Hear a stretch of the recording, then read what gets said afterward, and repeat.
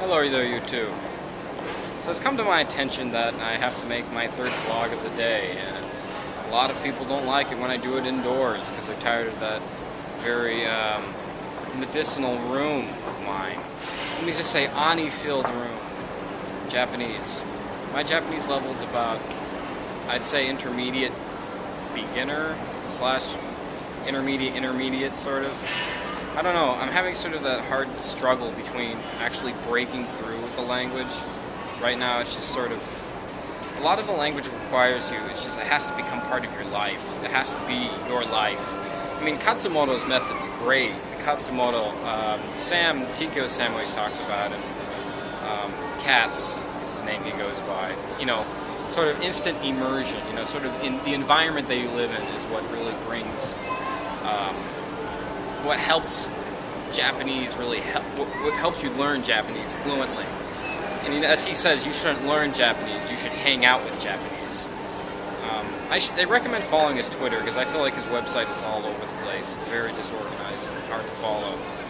But his words, I mean, as much as I hate self-help, I really hate self-help. I don't like somebody making me feel like I'm an idiot because I fall failure to all these other people, like-minded people who are failures, who have to give this generalized opinion about somebody's opinion about you that they don't even know you. You know, the real.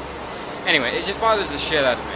So I don't like self-help, and I mean, in some cases, learning this language has been sort of like self-help. I guess self-help is good for you to a certain point. For example, self-help and diagnosing a disorder, some sort of disorder, like a bipolar disorder, or anxiety, or whatever. It's good for those reasons. But I mean, when you're like, well, I don't know what to do with my life. I've got 4 kids, and I've got no hair, and I'm fat, and I'm old, and I'm going to bed soon, and I don't know. It's like, come on, just, you could figure it out. Come on, it's not that fucking hard. So anyway, the point I'm trying to make is that my Japanese point where it's like I can learn my kanji, I can learn kanji, I gotta work on my accent, but the biggest problem I have, I'd say right now, is my hearing. A great example is like this. You know, a girl talks to me, and she says something really fast or something. なんで撮影してるの？なんで撮影してるの？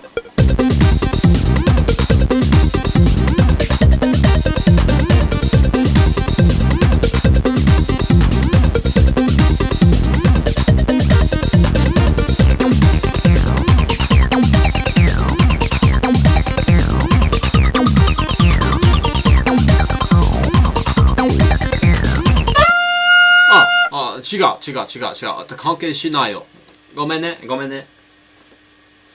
There's often examples on the web where they sound like they're just going pera pera, pera pera, pera pera, pera pera, which pera pera means like fluent, like happens here. You could say like, 俺は日本語はペラペラですよ.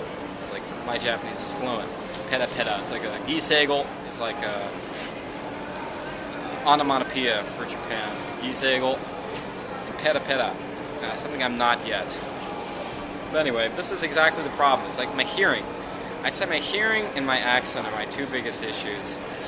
And it's really hard to follow Katz's method. It works. It really works. It's just when you live an all-English lifestyle and you're expected to speak English all the time, it's really hard to adapt to the language and change yourself to the language. Not just with English teaching, I mean, because I go to school, I have to speak English. I work, I have to speak English, you know. And it's like the less amount of time I get with the language. And I mean, a lot of the Japanese, they want you for your foreignness. They want to be like you. And yeah, I mean, that's great and all. It's just, you're not really getting anything out of it. You really have to pay to get something out of it. Because technically, they're paying for you to get something out of you. So I guess it makes sense, sort of. But yeah, Japanese, it's a fucking hard language. It's just, there's lots of different ways to say things, many ways to say things, and you just gotta learn how to do it.